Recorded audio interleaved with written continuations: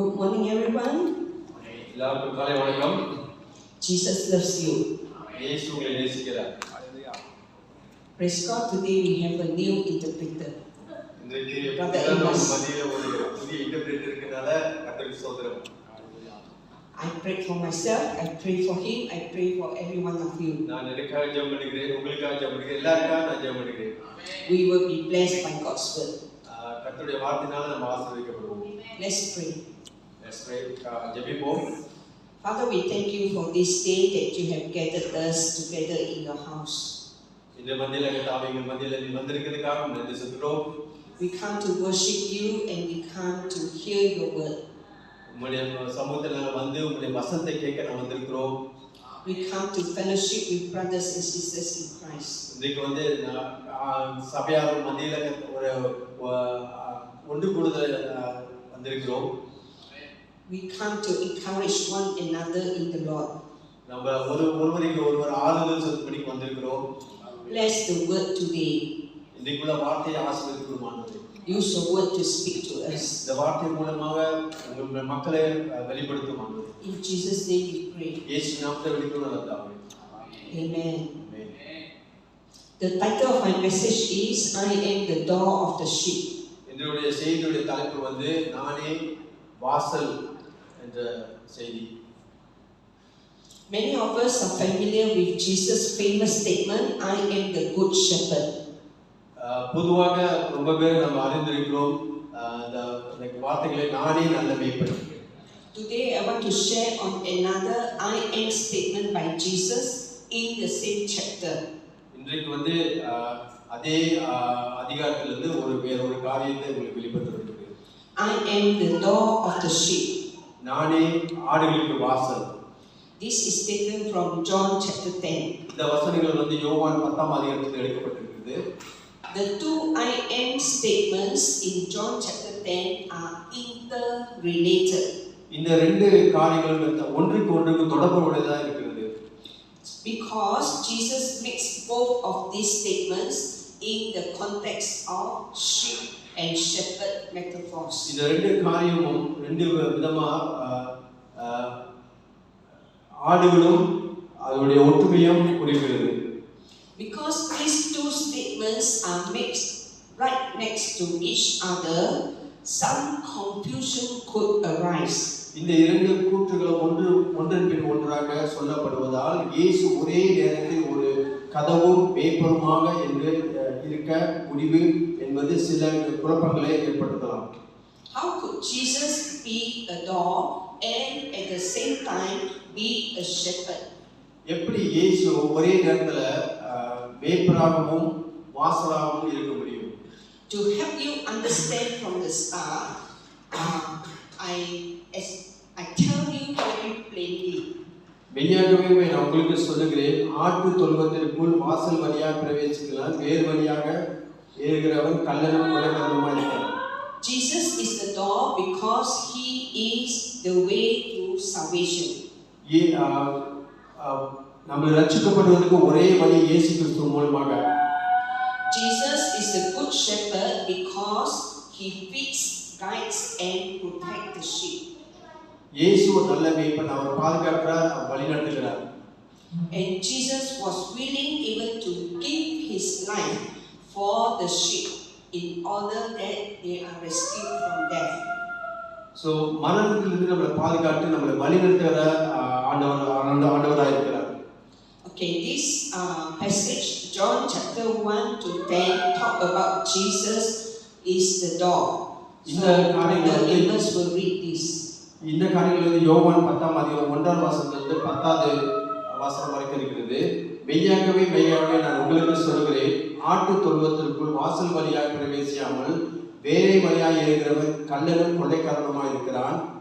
வாசல் வழியாக பிரவேசிக்கிறவனோ ஆடுகளில் மேய்ப்பனாய் இருக்கிறான். வாசல் வழியாய் வாசலை காக்கிறவன் அவனுக்கு திறக்கிறான். ஆடுகள் அவன் சத்தத்தை செவி கொடுக்கிறது. அவன் தன்னுடைய ஆடுகளை பேர் சொல்லி கூப்பிட்டு அவைகளை வெளியே நடத்தி கொண்டு போகிறான். அவன் தன்னுடைய ஆடுகளை வெளியே விட்ட பின்பு அவைகளுக்கு முன்பாக நடந்து போகிறான். ஆடுகள் அவன் சத்தத்தை அறிந்திருக்கிறபடினால் அவனுக்கு பின் செல்கிறது. அந்நியருடைய சத்தத்தை அறியாதபடினால் அவைகள் அந்நியனுடைய பின் செல்லாமல் அவைகளை வித்தோடி போம் என்றார். இந்த உண்மையை இயேசு அவர்களுடனே சொன்னார். அவர்களோ அதை சொன்னவைகளின் கருத்தை அறியவில்லை. அதனால் இயேசு மறுபடியும் அவர்களை நோக்கி, நானே ஆடுகளின் வாசல் என்று மெய்யாகவே உங்களுக்கு சொல்லுகிறேன். எனக்கு முன்பாக வந்தவர்கள் எல்லாரும் கள்ளரும் கொள்ளைக்காரருமாய் இருக்கிறார்கள். ஆடுகள் அவர்களுக்கு செவி கொடுக்கவில்லை. நானே வாசல். என் வழியாய் ஒருவன் உட்பிரவேசித்தால் அவன் ரட்சிக்கப்படுவான். அவன் உள்ளும் புறமும் சென்று மேய்ச்சலை கண்டடைவான். திருடன் திருடவும் கொல்லவும் அழிக்கவும் வருகிறான் அன்றி வேறொன்றுக்கும் வரான். நானே அவைகளுக்கு ஜீவன் உண்டாயிருக்கவும் அது பரிபூர்ணமாகவும் வந்தேன். Thank you. So today, now we start from John chapter 10 verse 1. இப்போது நாம் யோவான் 10:1 பார்ப்போம். Can you read the verse? மெய்யாகவே நான் உங்களுக்கு சொல்லுகிறேன், ஆட்டு தொழுவத்திற்குள் வாசல் வழியாய் பிரவேசியாமல் வேறே வழியாய் ஏறுகிறவன் கள்ளனும் கொள்ளைக்காரனுமாய் இருக்கிறான். May I know who cannot understand Tamil here? யாராவது உங்களுக்கு தமிழ் தெரியாதவர்கள் இருக்கிறீர்களா? Everyone can understand? எல்லாரும் தமிழ் தெரியுமா? Okay, good. So you see here, before I start, is there anyone among you that you raise animal? உங்கள் மத்தியில் யாராவது பிராணிகளை வளர்க்கிறது உண்டா? பிராணிகள், ஆடு, மாடு, கோழி, or goat or cow? ஆடு. Saying that there are thieves and robbers who come in by another way. So இங்க வந்து ஆண்டவர் என்ன சொல்றாரு? திருடனும் கொள்ளைக்காரனும் வேற வழியா வருகிறாங்க அப்படி சொல்றாரு. First of all, I want to explain to you what is a sheep pen or sheepfold. முதலாவது உங்களுக்கு வந்து இந்த ஆட்டு மந்தை அதாவது தொழுவம் என்று உங்களுக்கு எப்படி நான் விளக்கி சொல்கிறேன். This is a sheepfold. இது வந்து ஒரு ஆட்டு தொழுவம். It is a place to keep the sheep safe, especially at night. இந்த ஆட்டு தொழுவத்துல அந்த ஆடுகளை வந்து நம்ம பத்திரமா பாதுகாத்து ராத்திரில பாதுகாக்கிறோம். It is made up of stones stacked together tightly. So இதெல்லாம் ஒன்றாக இணைக்கப்பட்டு பாதுகாக்கப்படுகிறது. So these stones form the wall. இந்த அந்த கற்கள் வந்து அந்த சுவரால் கட்டப்பட்டு மூடப்பட்டிருக்கிறது. And there is only one door. அங்கே வந்து ஒரே ஒரு வாசல் தான் இருக்கும். You can see that this door is very narrow. So இந்த கதவு வந்து இந்த ஆட்டுக்கொள்ளுடைய கதவுல பார்த்தீங்கன்னா ஒரு ரொம்ப குறுகலான ஒரு வாசலா இருக்கும். During the time of Jesus, sheep from many flocks would be kept in the common sheepfold. So இந்த ஆட்டு தொழுவத்துல மற்ற ஆடுகள் எல்லாவற்றையும் கூடி சேர்த்து ஒரு இடத்துல வச்சிருப்பாங்க. And there will be one doorkeeper.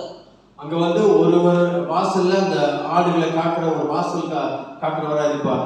So the doorkeeper will ensure that only the right shepherd come to take out his sheep.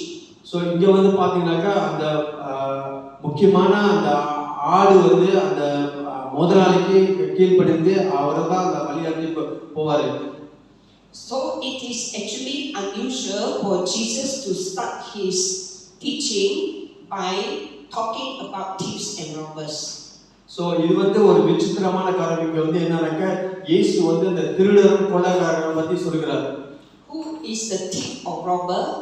யார் இந்த திருடரும் கொள்ளைக்காரரும்? He is the one who entered the sheepfold not by the door. So இவன் வந்து யாருனாக்க வாசல் வழியா வராம வேற வழியா வந்து நுழைறவன். But he climbed in by some other way. So வேற வழியா வந்து அந்த ஆட்டு தொழுவத்துல ஏறி உள்ளுக்கு வருகிறான். So who are these thieves and robbers that Jesus was talking about? So யார் இந்த இயேசு சொல்கிற இந்த கள்ளனும் கொள்ளைக்காரனும்? This is John chapter 10. Before that is John chapter 9. இது வந்து யோவான் 10ஆம் அதிகாரம். அதுக்கு முன்னாடி உள்ளது யோவான் 9ஆம் அதிகாரம். In chapter 9, Jesus healed a man born blind. 9ஆம் அதிகாரத்துல இயேசு வந்து ஒரு குருடனை பற்றி சொல்கிறார். And people who recognize him ask him, how do you get well? So இயேசு ஜனங்கள் வந்து கேக்குறாங்க, எப்படி உங்களுக்கு சுகம் கிடைக்குதுன்னு கேக்குறாங்க. And he told them, a man called Jesus made clay and anointed my eyes and said to me, go to the pool of Siloam and wash. அப்ப அவர் கேட்கும்போது அவர் சொல்றார், ஒருத்தர் வந்தார், ஒரு சேத்தை பூசி கண்ணுல சேத்தை பூசி நீ போய் சிலோவாம் குளத்துல போய் கழுவு என்று சொன்னார். So I went and washed and I received my sight. So அது பிரகாரம் நான் போய் கழுவி நான் சுத்தம் அடைந்தேன், பார்வை தெரிந்தது. So these neighbors and people who had known him earlier now brought him to the Pharisees. இப்போது வந்து அந்த ஜனங்களை வந்து அந்த இது யார் குறிக்குதுன்னா இந்த பரிசேயரும் சதுசேயரும் பத்தி தான் குறிக்கிறது. The Pharisees asked him again and again, how were you well? இந்த பரிசேயர்கள் வந்து அவங்களை கேட்க, எப்படி நீங்க வந்து சுகமாகறீங்க அப்படி கேக்குறாங்க. He was blind before that. அதுக்கு முன்னாடி அவர் வந்து ஒரு குருடனா இருந்தார். But he could not see Jesus. அவர் இயேசுவை பார்க்கவில்லை. Now he is healed. இப்போது அவர் சுகமடைஞ்சோனே. But Jesus wasn't there. இயேசு அங்க இல்ல. But he knew that it was Jesus who healed him. ஆனா அவருக்கு தெரியும் இயேசு தான் தன்னை சுகப்படுத்துறார் என்று. But the Pharisees rejected his testimony. ஆனா அந்த சதுசேயர்கள் வந்து அவருடைய சாட்சியை வந்து ஏற்றுக்கொள்ளல. They told him that man is a sinner. அவர் சொன்னார்கள் அவர் வந்து ஒரு பொய்யான தீர்க்கதரிசி சொன்னாங்க. They said Jesus was a sinner because Jesus healed him on the Sabbath day. இயேசுவை பத்தி அவர் வந்து ஒரு பாவி, அவர் வந்து அதனால சுகப்படுத்த முடியாதுன்னு சொன்னாங்க. Jesus broke the commandment, you shall observe the Sabbath day. இயேசு வந்து வேதம் சொல்றது அந்த 10 கட்டளைகளை வந்து நீங்க வந்து பின்பற்ற வேண்டும் என்று சொல்கிறது. So they said Jesus was a sinner. அதனால அந்த ஓய்வு நாள்ல வந்து சுகப்படுத்துறது வந்து ஒரு பொய்யான காரியம் என்று சொன்னாங்க. But this man was convinced that Jesus was not a sinner. ஆனா இந்த சுகப்பட்ட மனுஷன் வந்து சொல்றான் இயேசு வந்து ஒரு பாவி அல்ல. Because if he was a sinner, God wouldn't be with him. அப்படி ஒரு பாவியா இருந்தா இயேசு வந்து அவர் சுகப்படுத்திருக்க மாட்டார். And he couldn't perform this kind of healing. இந்த மாதிரி ஒரு சுகப்படுத்தல் வந்து கிடைச்சிருக்காது. Then the man began to confess that Jesus is the Messiah. So அந்த மனுஷன் வந்து இந்த குருடன் வந்து இயேசு தான் மெய்யான ஆண்டவர் என்று சாட்சி சொன்னார். So they cast him out from the synagogue. So அதனால அந்த குருடனை வந்து அந்த தொழுவத்துல இருந்து வெளியே அதாவது அந்த ஆலயத்திலிருந்து வெளியாக்கிட்டாங்க. So at the end of chapter 9 we see that the man born blind actually had his physical sight and spiritual sight open. So அந்த 9ஆம் அதிகாரத்துல பார்க்கிறோம் இந்த குருடனுடைய வாழ்க்கையில வந்து பாருங்க ரெண்டு காரியம் பார்க்கிறோம். ஒன்னு வந்து ஆவி பிரகாரமும் சரீர பிரகாரமும் அவன் சுகப்படுறத பார்க்கிறோம்.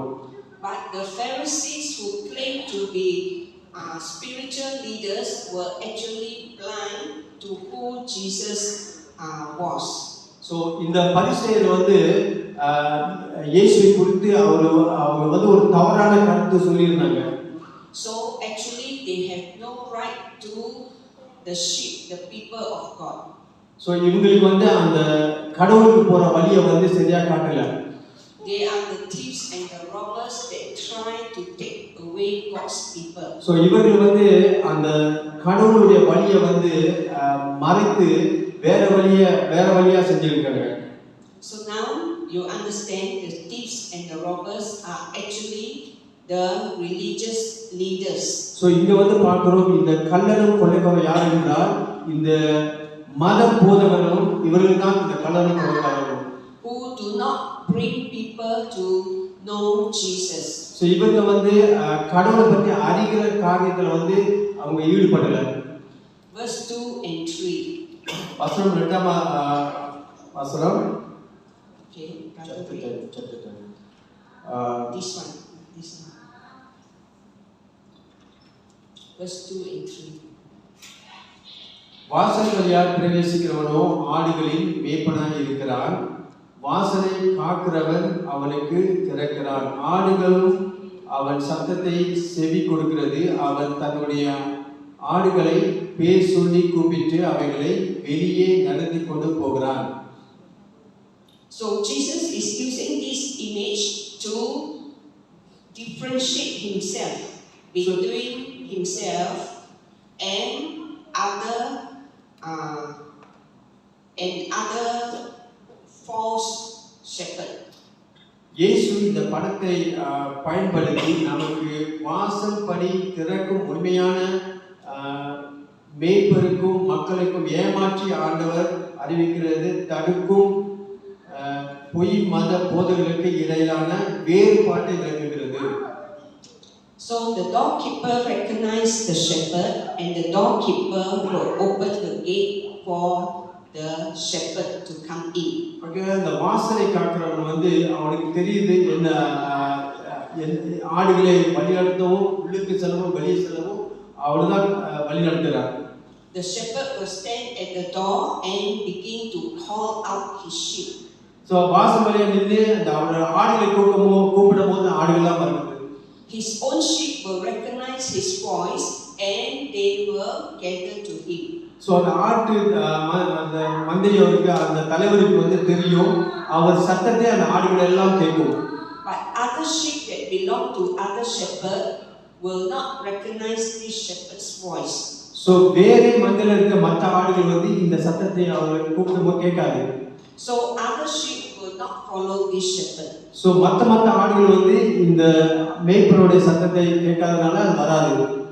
So it means that sheep can only recognize their own shepherd's voice. So இந்த ஆடுகள் வந்து அந்த மேய்ப்பரோட சத்தத்தை மட்டும் தான் கேட்கும். Who is the doorkeeper? யார் இந்த வாசலை காக்கிறவர்? The doorkeeper is God the Father. இந்த வாசலை காக்கிறவர் வந்து தேவனாகிய பிதாவாகியவர். He gives the believers to Jesus. அவர் வந்து விசுவாசிகளை வழிநடத்துகிறவர். In John 17 verse 9, Jesus says that I do not pray for the world, but I pray for those you have given me, for they are yours. இந்த வசனம் சொல்கிறது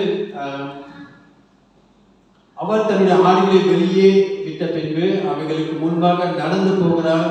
ஆடுகள் அவர் சத்தத்தை அறிந்திருக்கிறபடினால் அவனுக்கு பின் செல்கிறது. So now you know who is the gatekeeper, the Father, and you know who are the thieves and robbers. இப்போ உங்களுக்கு தெரியும் யார் இந்த வாசலை காக்கிறவர், யார் திருடன், யார் கொள்ளைக்காரன் என்று. The thieves and robbers are the Pharisees. இந்த கள்ளனும் கொள்ளைக்காரன் யார் என்றால் பரிசேயரும் சதுசேயரும். But who are the sheep? Now we want to find out who are actually the sheep. இப்போ நம்ம வந்து பார்க்கிறோம் யார் வந்து இந்த உண்மையான ஆடுகள். Verse 4. வசனம் 4. அவர் தம்முடைய ஆடுகளை வெளியே விட்ட பின்பு அவைகளுக்கு முன்பாக நடந்து போகிறான்.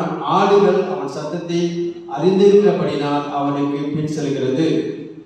After bringing out his own sheep, the shepherd go before them. தனது சொந்த ஆடுகளை வெளியே கொண்டு வந்து பிறகு மேய்ப்பன் அவற்றை முன்னால் சென்று அவற்றை வழி நடத்துகிறான். இது இன்றைய விசுவாசத்தை and he leads them. அவர் வழி நடத்துகிறார். So this is very different from present day farming. இது வந்து ஒரு வித்தியாசமான ஒரு இப்போ காலகட்டத்தில் உள்ள விவசாயத்தை பற்றி சொல்கிறது. Because nowadays they use dogs to chase the sheep. இப்போது வந்து ஆடுகளை மேய்க்கிறதுக்கு வந்து நாய்களை பயன்படுத்துகிறார்கள். As the shepherd leads the sheep, he will call out to the sheep. அவர் அந்த ஆடுகளை வழிநடத்தும் போது அந்த ஆடுகளை அவருக்கு கூப்பிடுற சத்தம் கேட்கிறது. He used his voice to lead them. அவருடைய சத்தத்தை கொண்டு அந்த ஆடுகளை கேட்க வைக்கிறார். He doesn't use bells or beepers or siren. இப்போ வந்து அந்த மணி அடிக்கிறதோ மற்ற வழியை வந்து நடத்துறது இல்லை. So the sheep actually don't keep their eye on the shepherd figure, but their ears are tuned to the shepherd's voice. So ஆடுகள் வந்து அந்த மணி அடிக்கிற சத்தத்தை கேட்கிறது இல்லை, ஆனா அந்த ஆட்டு மந்தை வழிநடத்துறோட சத்தத்தை நன்றாக கேட்கும்.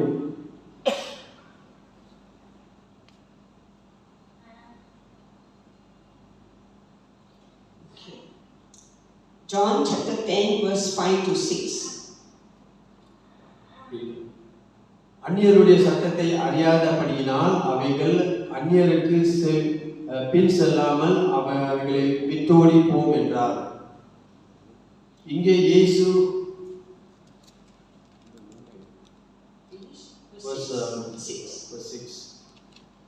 இங்கே இயேசு அந்நியர்களையும் அவர்களின் குரலையும் பற்றி பேசுகிறார். அந்நியர்களின் குரலை ஆடுகளுக்கு அந்நியமானது.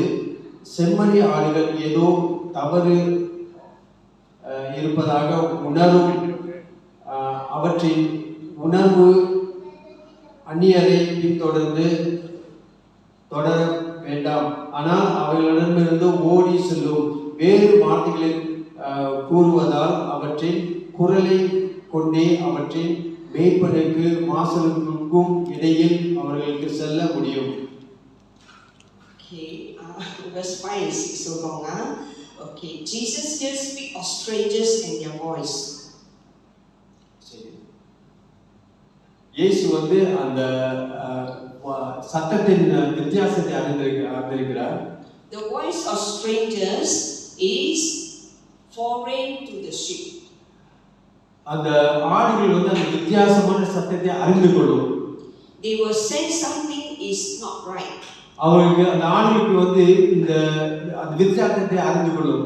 Their instinct will tell them don't follow these strangers. So அந்த ஆடுகளுடைய எண்ணத்துல வந்து இத பின்பற்ற கூடாது என்று அதுக்கு தெரியும். But better flee from them. ஆகையால் அவங்க அந்த சத்தத்தை விட்டு ஓடி போயிடும் ஆடு. Like example, the wolf or the lion, when they come, their voice is different, right? So the sheep should know that voice is not their shepherd's voice. So அதனால அந்த கரடிகளும் புலிகளும் வந்து அதை தாக்கும்போது அந்த சத்தத்தை அந்த ஆடுகள் வந்து கேட்டுட்டோம். அதனால அந்த சத்தத்திலிருந்து ஓடி போயிடும் அந்த ஆடுகள். So here Jesus is telling them to distinguish between the true and false leaders. இங்க வந்து ஆண்டவர் நம்மளுக்கு என்ன வளர்க்கிறார் என்றால் இந்த பொய்யான கள்ளத்திற்கிற சத்தத்தை வந்து அறிந்து கொள்ளும்படிக்கு நம்ம சொல்கிறார். Their teachings are false teachings and they should flee from them. ஆகையால் இந்த கள்ள போதனையிலிருந்து அதிலிருந்து விலகி ஓட வேண்டும். But the trouble is in verse 6 tells us that these people who listen, they did not understand what Jesus was talking to them. So இங்க வந்து என்ன அறிந்து கொள்ளணும் என்றால் இயேசு சொன்ன காரியத்தை வந்து இந்த ஜனங்கள் புரிந்து கொள்ளவில்லை. Jesus was warning them about false teachers, false leaders, but they did not understand. So இயேசு வந்து இவர்கள் அந்த ஜனங்களுக்கு வந்து இந்த கள்ள போதகங்களும் இந்த அவர் சொன்ன காரியத்தை பற்றி அவர் சொன்னார், ஆனால் அவர்களால் புரிந்து கொள்ள முடியல. Any one of you do online banking? யாராவது வந்து இந்த ஆன்லைன் பேங்கிங் செஞ்சிருக்கீங்களா? So every time your bank will send out message to you, be careful of scammers. So இதுல வந்து நம்ம பார்க்கிறோம் அந்த பேங்க் வந்து நமக்கு ஒரு செய்தி கொடுக்கும்போது இந்த திருடர்களும் அந்த ஸ்கேம் பண்றவங்களையும் நீங்க விலக்கி ஓடுங்க அப்படின்னு சொல்லுவோம். But we hear from the news even very educated people, they lost so much money. இங்க நம்ம பார்க்கிறோம் எவ்வளவு படித்த அறிவுள்ளவர்கள் கூட சில சமயத்துல இந்த கள்ள காரியத்தை வந்து ஏமாந்து போயிடுறாங்க. Because they were drawn away. ஏன்னா நம்ம வந்து அந்த கள்ள காரியங்களை வந்து அது வந்து நம்மள இழுக்கப்பட்டு போகிறது.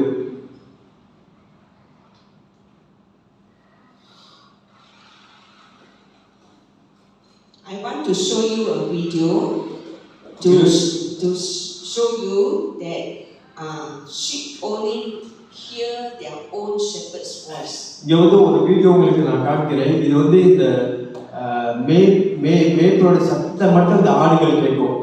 They will not follow strangers' voice. So இந்த ஆடுகள் வந்து தெரியாதவங்க யாருக்குள்ளேயும் போகாது. Can you show? You press then down there. Is there sound? சத்தம் வருது. Your computer needs sound.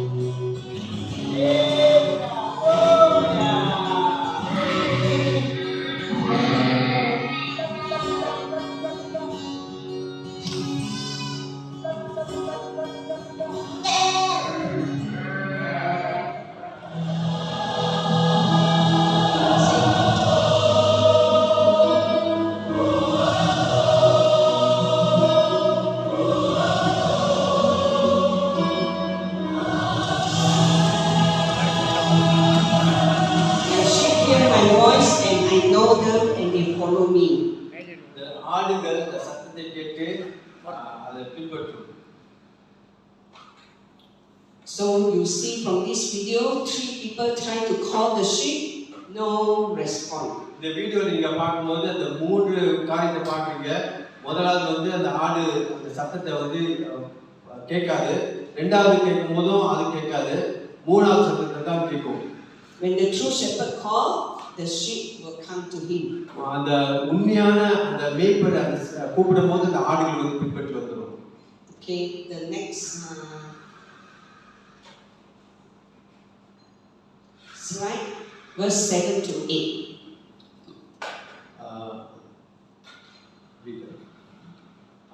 யோவான் 10:7 வரைக்கும் ஆதலால் இயேசு மறுபடியும் அவர்களை நோக்கி, நானே ஆடுகளுக்கு வாசல் என்று மெய்யாகவே உங்களுக்கு சொல்கிறேன். எனக்கு முன்பாக வந்தவர்கள் எல்லாரும் கள்ளரும் கொள்ளைக்காரருமாய் இருக்கிறார்கள். ஆடுகள் அவருடைய செவி கொடுக்கவில்லை. இயேசு Here Jesus uses a second metaphor on himself where he claims plainly, I am the door of the sheep. இங்கே இயேசு வந்து அழகாக உங்களுக்கு சொல்கிறார், நானே உங்களுக்கு வழி என்று சொல்கிறார். The shepherd himself becomes the door of the sheepfold. மேய்ப்பனே ஆடுகளின் தொழுவத்தின் கதவாக மாறுகிறார். To rest or even to sleep, the shepherd would literally lay his body across the entrance. ஓய்வெடுக்க அல்லது தூங்குவதற்கு கூட மேய்ப்பன் தனது உடலை நுழைவாயில் குறுக்கே கிடத்தி ஆடுகளை உள்ளே வைத்திருக்கவும் வேட்டையாடுகளை வெளியே வைத்திருக்கவும் விரும்புகிறார். To keep the sheep in and predators out. இந்த ஆடுகளை வந்து உள்ள நடத்தவும் வெளியே நடத்தவும் அவர் இருக்கிறார். Predators are animals that want to come to eat the sheep. அந்த ஆடுகளை வந்து இந்த காட்டு மிருகங்களை வந்து எதிர்கொள்ளாதபடிக்கு பாதுகாக்கிறார். Like David was a shepherd, he said he fight against the wolves and the lions.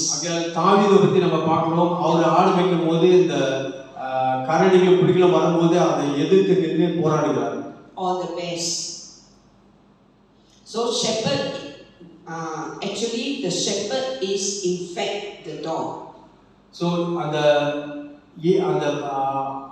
ஆடை பார்க்கிறவர் தான் அந்த வாசலை காட்டுறார். So thieves, they just climb over to steal. So இந்த கள்ளர் கொள்ளைக்காரர்கள் வந்து வேறே வழியை வந்து நுழைஞ்சு அதை திருடுவார்கள். But the shepherd would even give his life for the sheep. So ஆகிய அந்த மேய்ப்பர் வந்து அந்த ஆடுகளுக்காக தனது ஜீவனையும் கொடுக்கிறார். Okay, let's go to John chapter 9. யோவான் 9ஆம் அதிகாரத்துக்கு போவோம்.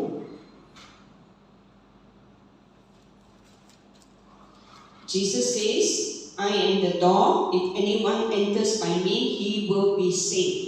and will go in and out and find pasture. இயேசு சொன்னார், நானே வாசல், என் வழியாய் ஒருவன் உள் பிரவேசித்தால் அவன் ரட்சிக்கப்படுவான், அவன் உள்ளும் புறமும் சென்று மேய்ச்சலை கண்டடைவான். Here Jesus identified him as the door or gate to salvation. இந்த வசனத்தில் இயேசு தன்னை ரட்சிப்புக்கான கதவு அல்லது வாசல் என்று அடையாளம் காண்கிறவரால் இயேசுவின் வழியாக விசுவாசத்தில் வருவதை தவிர ரட்சிக்கப்படுவதற்கு அல்லது கடவுளுக்கு ஒப்பு கொடுப்பதற்கு வேறே வழி இல்லை.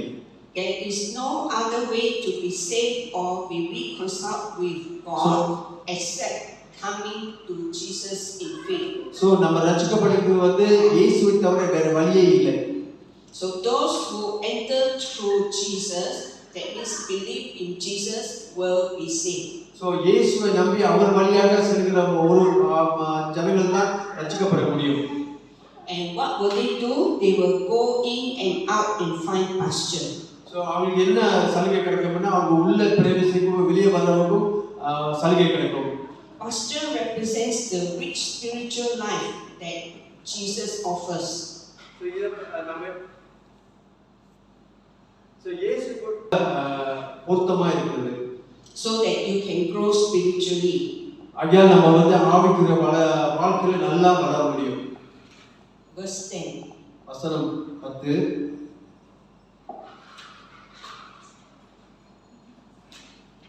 உள்ளே சென்று வெளியே சென்று மேய்ச்சலை கண்டுபிடிப்பார்கள். மேய்ச்சல் நிலம் என்று கிறிஸ்து வழங்கும் வளமான ஆன்மீக வாழ்க்கையை குறிக்கிறது. ஆன்மீக வளர்ச்சி மற்றும் நல்வாழ்வுக்கு தேவையான அனைத்து ஏற்பாடுகளையும் வழங்குகிறது. ரட்சிப்பின் மகிழ்ச்சி, கஷ்டங்களின் போது கடவுளின் அமைதி தோன்றவை. The thief does not come except to steal and kill and destroy. இந்த திருடன் திருடவும் கொள்ளையடிக்கவே வருகிறான். That is what the devil seek to do. அதுதான் இந்த பிசாசம் கூட நேசித்து செய்கிறான். And the devil use false teachers and leaders to take away God's sheep. again இந்த கல்லறு கொலைகாரன் இந்த பொய்யான போதனைகளை கொடுத்து அந்த ஆடுகளை திருடி கொண்டு போகிறார்கள். But Jesus said, I come to give them life and life more abundantly. இயேசு சொன்னார், நான் உங்களுக்கு மெய்யான முழுமையான வாழ்க்கை கொடுக்கிறேன் என்று சொல்கிறார். So Jesus came to give us life and life to the fullest. இயேசு நமக்கு ஜீவனை கொடுக்கிறார், ஜீவனை பரிபூர்ணமாய் கொடுக்கிறார்.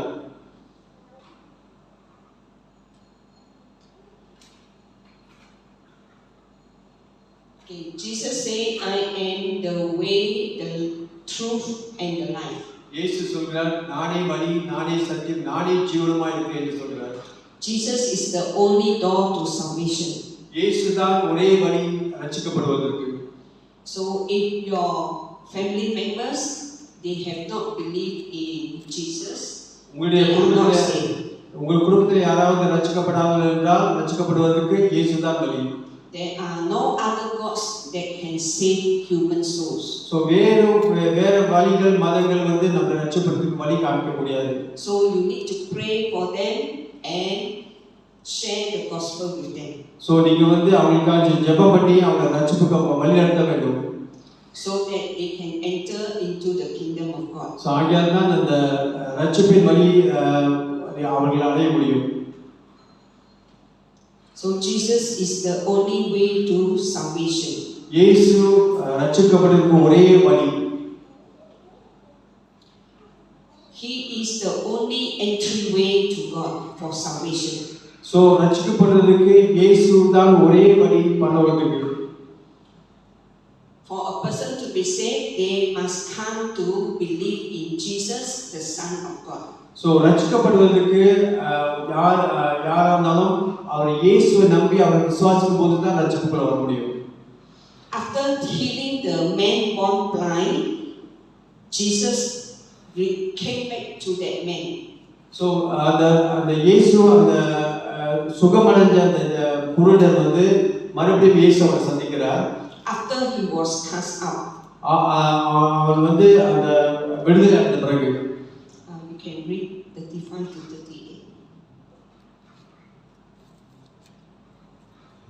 அவனை அவர்கள் புறம்பே தள்ளிவிட்டதை இயேசு கேள்விப்பட்டு அவனை கண்டபோது, நீ தேவனுடைய குமாரனிடத்தில் விசுவாசமாய் இருக்கிறாயா என்றார்.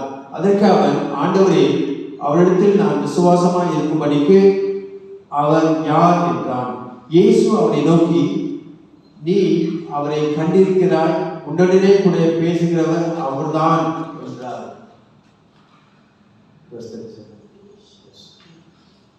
So you see that after this man had been healed, Jesus came back to ask him, do you believe in the Son of God? உடனே அவன், ஆண்டவரை விசுவாசிக்கிறேன் என்று சொல்லி அவரை பணிந்து கொண்டான். He asked Jesus, who is he, Lord, that I may believe in him? இந்த மனிதன் அவரை பார்வை முழுமையாக வீட்டுக் கொடுக்கப்பட்டது. இயேசு பின்பு விசுவாசித்திருக்கிறதாக நீ ஒரு வியத்தை அறிக்கை செய்தார் என்று இயேசுவிடம் சீடனானான். So after that he believed. He said, Lord, I believe. அதுக்கு பிறகு அவன் சொன்னான், ஆண்டவரே, நான் உம்மை விசுவாசிக்கிறேன் என்று சொன்னான். So he became Jesus' disciple. So அதுக்கு பிறகு அவன் இயேசுவுடைய சீஷனாகப்பட்டான். So for anyone to be saved, they need to believe that Jesus is the Son of God. So யாராலும் ரட்சிக்கப்பட வேண்டும் விரும்புகிறார்களோ அவங்க வந்து இயேசு கிறிஸ்துவை முழுமையாக நம்ப வேண்டும். Who came to die for sinners. அவர் வந்து நம்மளுடைய பாவத்துக்காக மரித்தார். And rose again to give them. அதுக்கு பிறகு அவர் மரித்து உயிரோடு எழுந்தார்.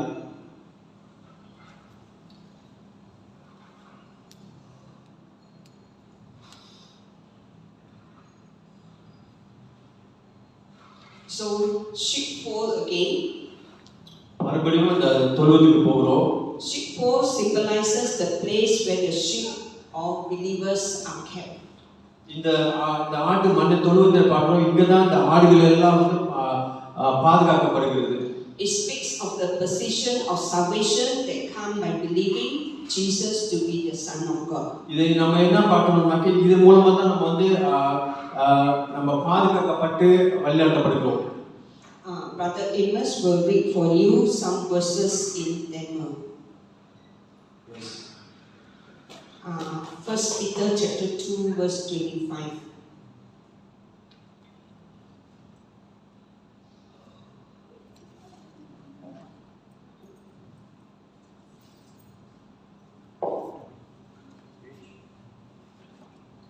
Page. This one. சிதறுண்ட ஆடுகளை போல் இருந்தீர்கள், இப்பொழுதோ உங்கள் ஆத்துமாக்களுக்கு மேய்ப்பரும் கண்காணியுமாய் இருக்கிறவரிடத்தில் திருப்பப்பட்டிருக்கிறீர்கள். 1 பேதுரு 2ஆம் அதிகாரம் 25ஆவது வசனம். When you believe in Jesus, Jesus is the shepherd and overseer of your soul. நீங்க வந்து இயேசு விசுவாசிக்கும் போது அவர் உங்களுடைய ஆத்துமாக்கும் ரட்சிப்புக்கும் அவர் உங்களை பாதுகாக்கவுமாய் இருக்கிறார்.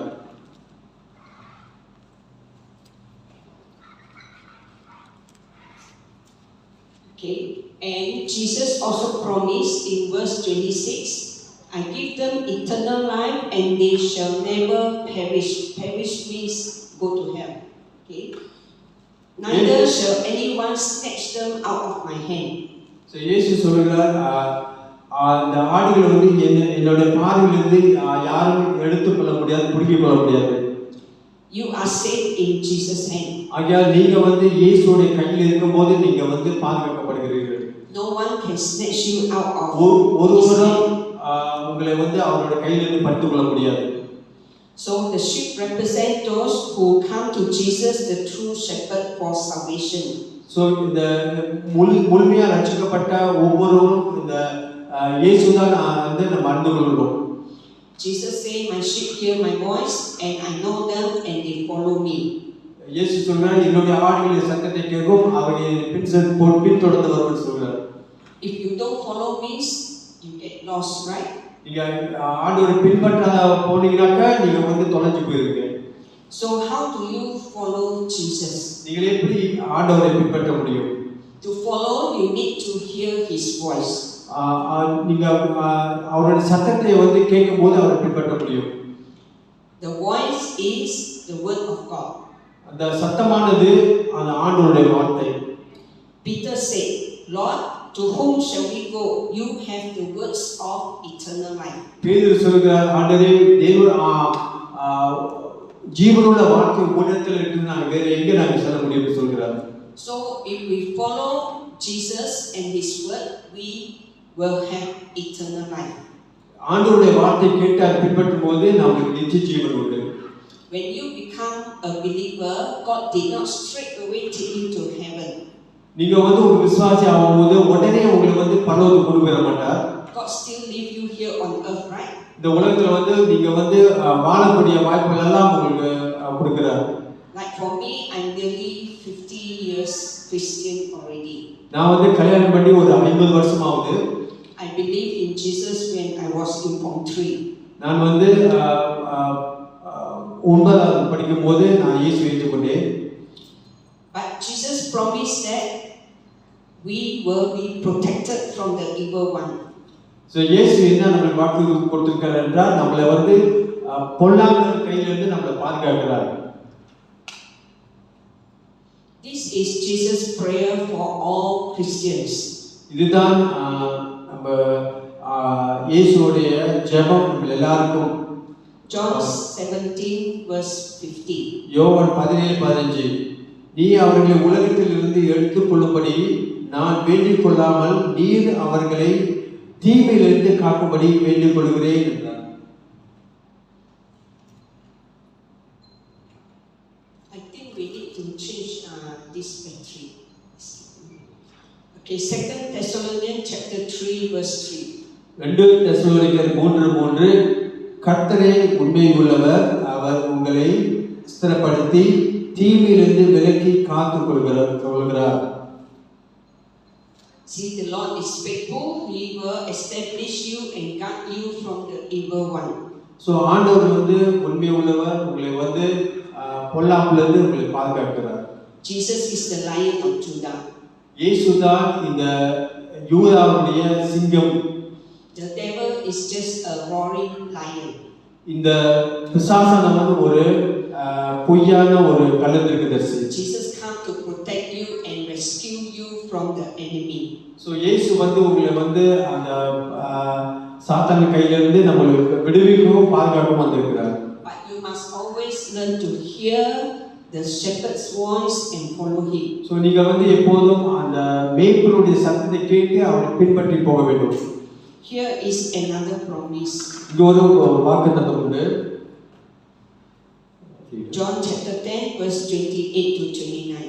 யோவான் 10:28 29. நான் அவைகளுக்கு நித்திய ஜீவனை கொடுக்கிறேன், அவைகள் ஒரு காலம் கெட்டு போவதில்லை, ஒருவரும் அவைகளை என் கையிலிருந்து பறித்துக் கொள்வதில்லை. அவைகளை எனக்கு தந்த என் பிதா எல்லாரிலும் பெரியவராய் இருக்கிறார். அவைகள் என் பிதாவின் கையிலிருந்து பறித்துக் கொள்ள ஒருவனாலும் கூடாது. So believe that God is greater than all. நாம் விசுவாசிக்கிறோம் தேவன் வந்து எல்லாத்துக்கும் மேலானவர். No one is able to snatch you off the Father's hand. So நம்முடைய பிதாவுடைய கையிலிருந்து நம்மை பறித்துக் கொள்ள யாராலும் முடியாது. Some Christians like to confess that, oh, the devil attacked me. சில சமயத்துல சில கிறிஸ்தவர்கள் சொல்றாங்க பிசாசு வந்து என்ன வந்து சோதிச்சிட்டான் அப்படின்னு. When I do God's work, they were very active to attack me. So நம்ம ஊழியம் செய்யும்போது பிசாசன் வந்து நம்ம எப்போதும் வந்து ரொம்ப தொந்தரவு செய்கிறாங்க. Your negative confession open door for the enemy to attack you. ஆகையால் உங்க தவறான அறிக்கை வந்து உங்க எதிரிகளுக்கு நீங்க வாய்ப்பு கொடுக்குறீங்க. But choose to believe that God, the Father, is greater than all and He will protect you. ஆகையால் வந்து தேவனாகிய கர்த்தர் நம்மை பாதுகாக்கிறார் என்று நீங்களுடைய விசுவாச நம்பிக்கையை பின்பற்றுங்கள். Summary: Jesus is the door of the sheep. இந்த கருத்து என்னவென்றால் இயேசு தான் எல்லாத்துக்கும் பலியானவர். In order to be saved, the person must believe in Jesus, the Son of God. So So இது நம்ம விசுவாசிக்கிற மாதிரி இயேசு தான் வழி என்று நாம் எப்போதும் விசுவாசிக்க வேண்டும். Any one of you who have not believed in Jesus? யாராவது இங்க வந்து இயேசு விசுவாசிக்காதவர்கள் இருக்கிறீர்களா? All are Christians here? எல்லாம் கிறிஸ்தவர்களா? Yes. Yes. ஆமாம். No, Jesus not only give you eternal life, but give you life to the fullest.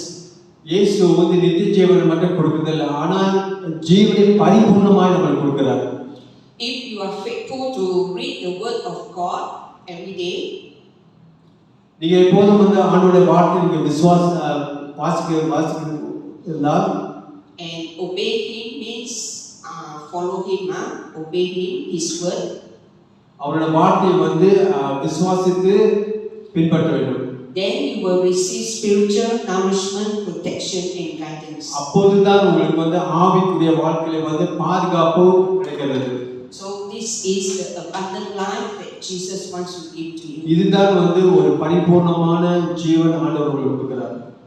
And last point is Jesus is faithful. God is faithful. He will keep you safe and protected from the evil one until you reach heaven. ஆகிய இயேசு வந்து நம்மளை வந்து கடைசி மட்டும் நம்மளை பாதுகாத்து வழிநடத்துகிறவராக இருக்கிறார். Let's give a clap to God who keeps us. இதுக்கு நமக்கு ஆண்டவருக்கு ஒரு கைத்தட்டல் கொடுப்போம். Amen. Amen. So Jesus is our chief shepherd. இயேசு தான் நமக்கு வந்து மெய்யான ஒரு வழிகாட்டி.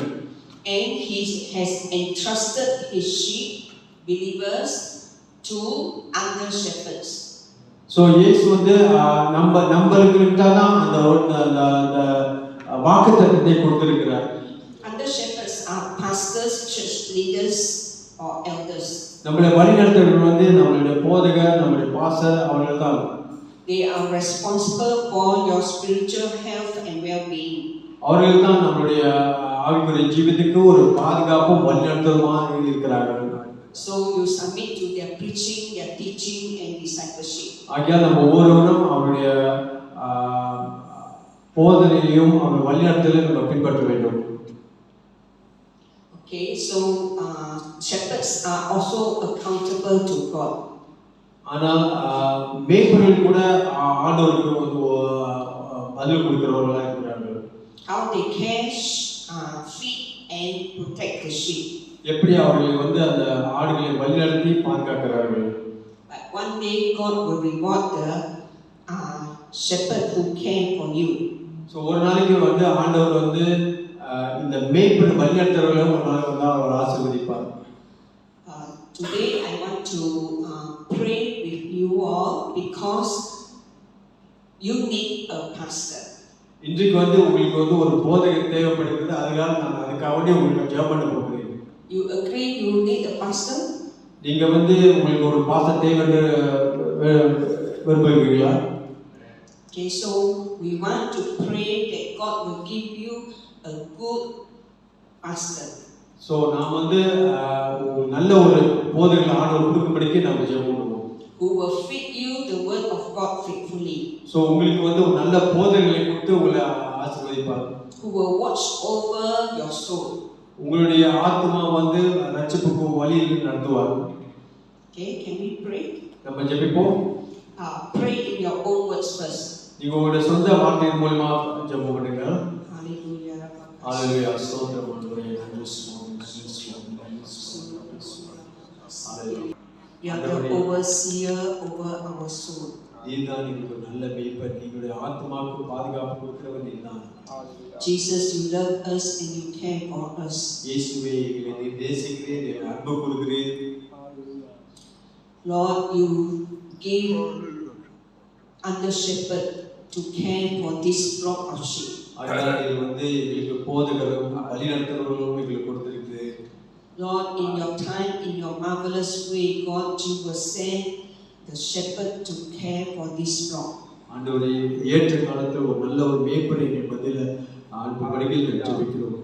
That the people here will grow spiritually. So இங்கே உள்ள ஜனங்கள் வந்து ஆவிக்குரிய ஜீவிதத்தில் நல்ல வளரும்படிக்கு ஜெபிக்கிறோம். They will be fed the word of God. உம்முடைய வார்த்தையினால் அவர்கள் போதிக்கப்பட்டு ஆசீர்வதிக்கப்படும்படியாக ஜெபிக்கிறோம். they will be discipled to be faithful followers of Jesus. ஆகையால் இயேசுவை பின்பற்றிய ஒரு நல்ல ஒரு பின்பற்றுவர்களாக இருக்க விரும்புகிறோம். They will submit to the pastor. ஒவ்வொருவரையும் பாஸ்டர் கீழ்ப்படிந்து அவர்கள் And the pastor will love them and take good care of them. So இந்த பாஸ்டர்கள் வந்து அவங்க நல்ல நேசித்து அவர்கள் வழிநடத்த வேண்டும். We commit this need into your hand. இந்த காரியத்தை உங்களுடைய சமூகத்தில் வைத்து நாங்கள் ஜெபிக்கிறோம். In Jesus' name we pray. இயேசுவின் நாமத்தில் வேண்டுகிறோம். Amen. ஆமென்.